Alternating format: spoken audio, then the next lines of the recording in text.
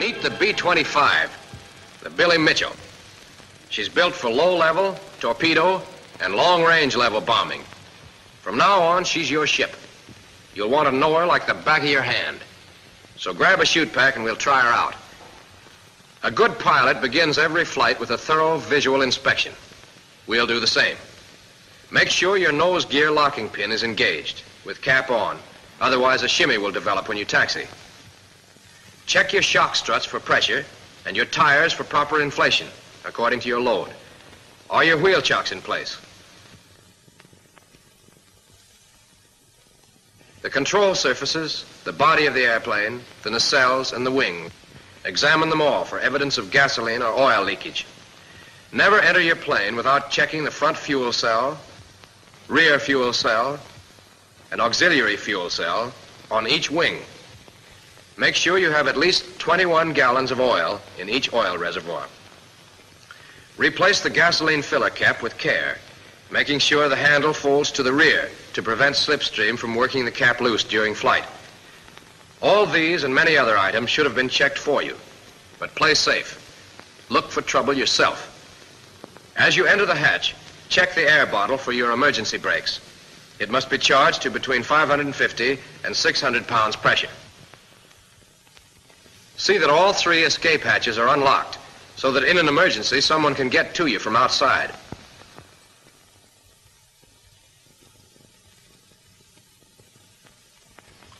Always fasten your safety belt before you leave the line.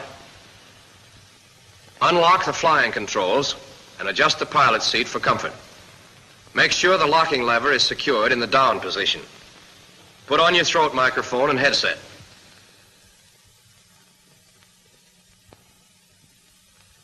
Check the ignition switches off and set your parking brakes. If your plane has been inactive for more than 15 minutes, have your props pulled through 10 or 12 blades before you start the engines. This is highly important. Oil may have drained into the lower cylinders. Next, connect the external battery supply, if one is available, so you won't run down the airplane's batteries. Now start a methodical tour of your instruments. First, turn on the fuel emergency shutoff valves. Then the generator and active inverter switches. Open cowl flaps. Close oil shutters. Move mixture control into full rich position. Open your throttles 1/2 inch to give about 1,000 RPM and lock the automatic pilot off. Turn on battery disconnect switches. Next, switch on your ignition and fuel booster pumps. A good pilot always starts his right engine first. Energize the starter, then prime 5 to 7 shots at 1 second each if the engine is cold, or 1 to 3 shots if the engine is hot. Now, after you've warned the ground crew and made sure someone is standing by with a fire extinguisher, mesh the starter until the engine starts. However, don't hold the starter engaged for long periods. You'll burn out your booster coils. Oil pressure should rise to 40 pounds within 30 seconds after the engine takes hold. If it doesn't, cut the engine and investigate. If it does, start your left engine the same way you did your right. There's an alternate method of starting, which many pilots prefer. You can engage the starter and prime as necessary while the engine is turning over. Idle and warm up your engines at 1,000 to 1,200 RPM. They are not warmed up to a safe point for takeoff until cylinder head temperature registers 150 degrees and oil temperature 40 degrees, at which time the oil cooler shutters may be opened. Next, both pilot and co-pilot go through the checklist, item by item. Nose gear locking pin, checked, okay. Automatic pilot, locked off. Now check your flying controls for free and proper movement and make sure the controls respond. The co-pilot looks out to watch the movement of rudders, elevators, and ailerons. The checklist continues. De-icer control, off. Pilot hatch, closed and locked.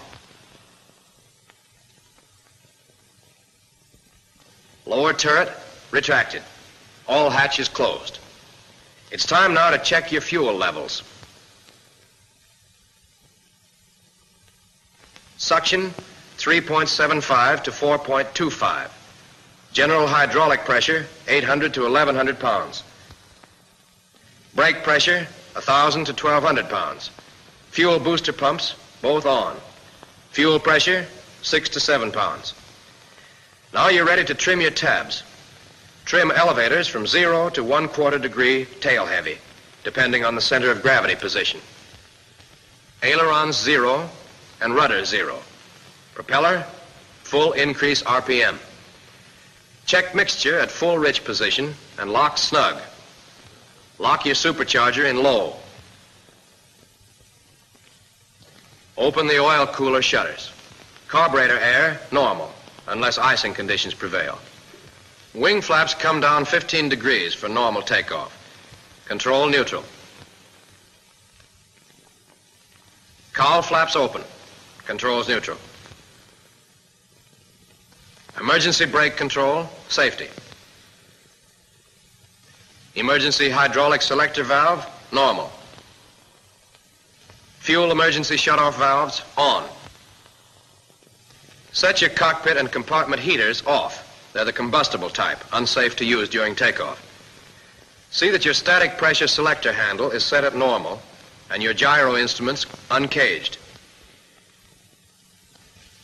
While you're on the ground, never release the landing gear safety lock or throw the safety latch. If you do, then the landing gear lever might accidentally be lifted and a B-25 is not designed for digging tunnels. Someone's carelessness in securing the safety lock and latch in the plane made this ridiculous accident possible. Propellers cost money. You can't throw them away like matches. Another word of caution. Before running up your engines on the line, always look behind you to make sure that your prop blast won't endanger persons or property.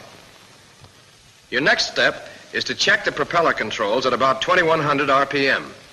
Move controls to full decrease and note decrease in RPM. Then shift controls to full increase, and RPM should return to original setting. Check magnetos at 25 inches of manifold pressure and 1,800 to 2,000 RPM.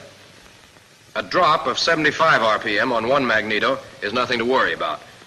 If there's a greater drop, or if undue engine vibration develops, investigate at once. If your magnetos check okay, you're about ready to go. Now a final check of cylinder head temperature, oil temperature, and oil pressure. And you're ready to contact the control tower for permission to taxi. When you get it, have your chocks removed.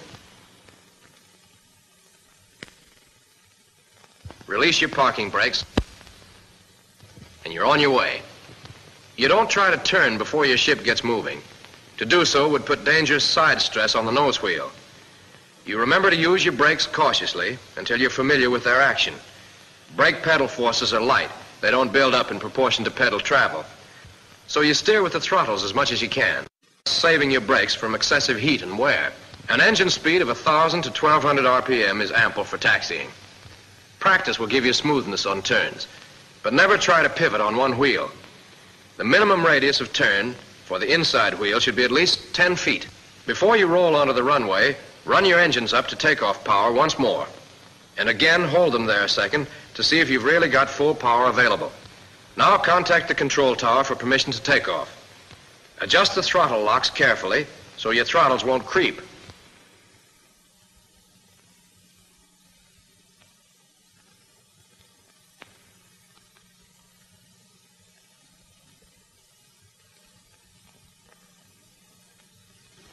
Don't forget to steer with those throttles for the early part of your run, till you have speed enough to give rudder control. And remember the relation of gross weight to flying speed. If you're carrying a light to moderate load, the pull-off can be made at an indicated airspeed of 100 to 105 miles per hour. But if you have a medium-heavy or heavy load, your pull-off speed should be between 115 and 120 miles per hour.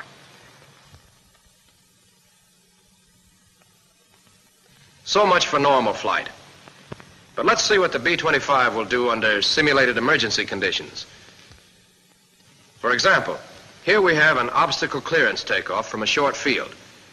On a takeoff of this kind, you first taxi to the end of the runway as far as possible and lower your flaps to 30 degrees.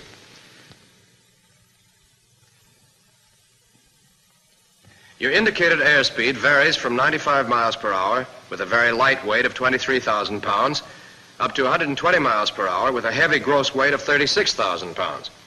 Corresponding speeds for the climb are 106 miles per hour for the lightweight and 136 miles per hour for the heavyweight.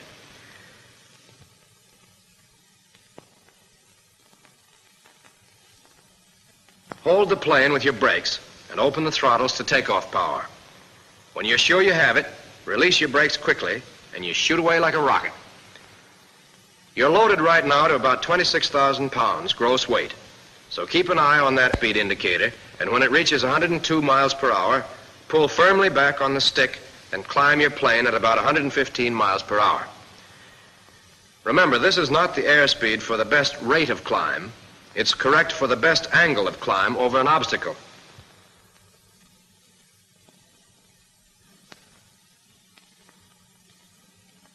When your plane is safely airborne, but only after a definite signal from the pilot, the co-pilot retracts the landing gear.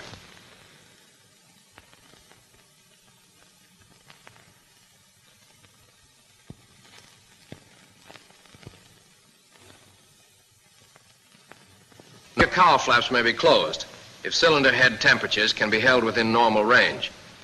Before beginning to climb, it's smart to keep your nose down until a safe single-engine flying speed of about 140 miles per hour is reached. Meanwhile, the pilot reduces manifold pressure to 38 inches, and the co-pilot reduces RPM to 2,400. As you rise above 800 feet, retract your wing flaps. Bring them up gradually. That way you won't settle or lose altitude. Then return flap controls to neutral. While you're climbing, the co-pilot checks all engine instruments to see that indications are normal. If your mission is one requiring endurance, you have a choice of 3 cruising conditions. Maximum cruise, using 29.5 to 31.5 inches of manifold pressure at 2,100 RPM, in low blower and full rich up to 13,000 feet. Desired cruise, using 27 inches of manifold pressure at 2,000 RPM in low blower and full rich up to 16,000 feet. Or long-range cruise, using 26.5 to 27.5 inches of manifold pressure at 1,550 RPM in low blower and cruising lean up to 13,000 feet. However, if speed is essential at higher altitudes than 11,000 feet, you'll have to shift into high blower.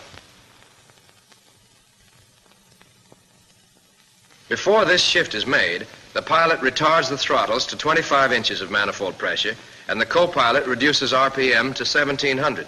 Shift blower controls quickly to save unnecessary wear on the clutches.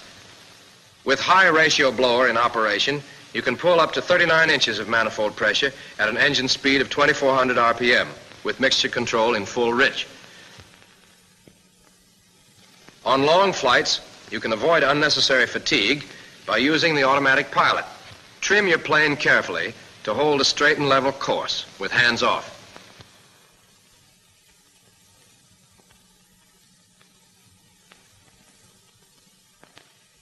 Follow usual procedure in uncaging and adjusting the directional gyro, bank and climb gyro, and trim knobs. Then slowly move the automatic pilot to on position. You can feel it taking hold. Now readjust as needed to hold the ship on course.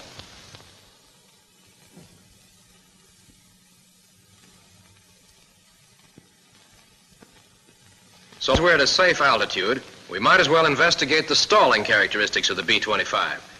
At normal gross weight, the clean wing and gear retracted, the Mitchell stalls at about 101 miles per hour indicated. But with wheels and flaps down, as seen here, she stalls at close to 80 miles per hour. You develop a slight buffeting, and there she goes.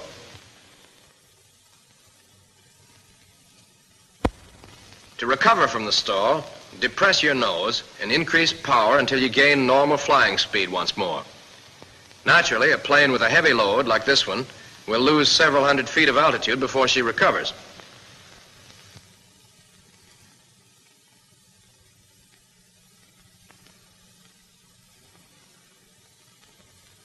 When it comes to dive bombing, you can count on your Mitchell to the last notch. With a gross weight of 30,000 pounds or less, Your maximum permissible diving speed will be 340 miles per hour indicated. Don't exceed this for any loading. And keep your eyes open when you try diving in rough air. The B-25 pulls out nicely, but keep your control forces at a minimum so you can make a smooth, easy recovery without putting too much stress on the ship. If an engine cuts out on you, don't forget your minimum speed for control. Using only one engine at rated power, it's 140 miles per hour indicated. At less, if you apply full power to the good engine, the ship will begin to yaw.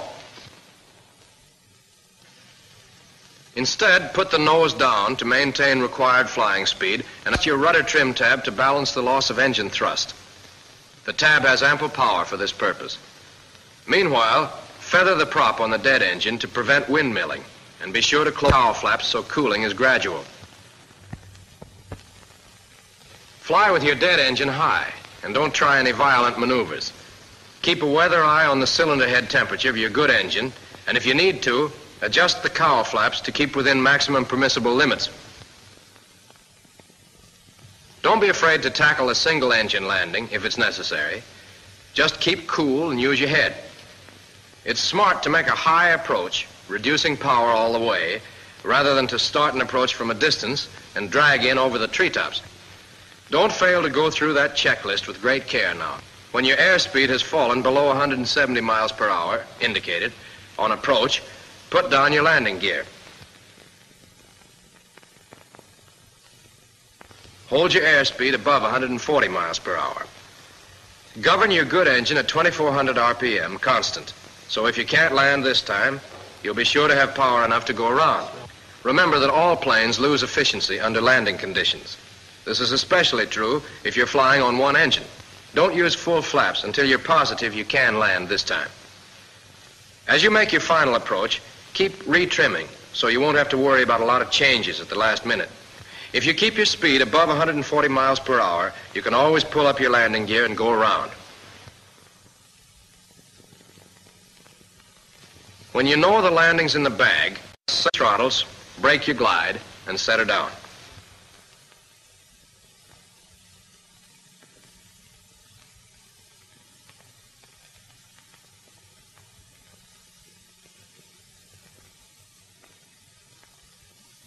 All right, now let's cover a normal landing, which also takes its share of intelligence and skill.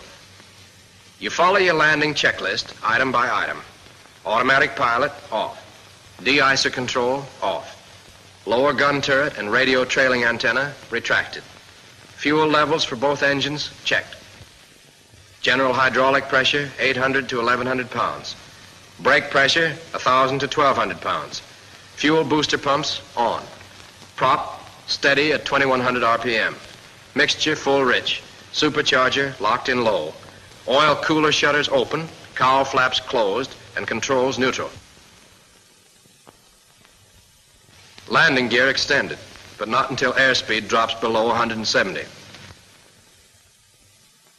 Now check your landing gear indicator and warning horn, and fasten landing gear safety latch. Make your approach at about 130 miles per hour with full flaps. Hold her dead on 130 till you reach your flare-off point, then make ground contact close to 100 miles per hour indicated. Land with the tail quite low and hold your nose wheel off the runway until you slow down. It isn't built to take heavy loads at high speed. Besides, with the tail low, your plane slows more rapidly, and so you shorten your landing run. Be easy with those brakes till you know their action. After landing, move your props to full increase. Turn your fuel booster pumps off. Your cowl flaps open. Wing flaps up. Controls neutral.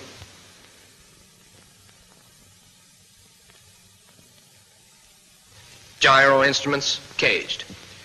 As you return to the line, taxi at 1,000 to 1,200 RPM. And on turns, let your inside wheel follow a 10-foot radius. Always park with your nose wheel straight and follow prescribed routine for stopping your engine. Idle the engines at 1,000 RPM until cylinder head temperatures drop below 190 degrees. Then run them at 1,500 to 1,600 RPM for 5 seconds. And move mixture control to idle cutoff. At the same time, open your throttles.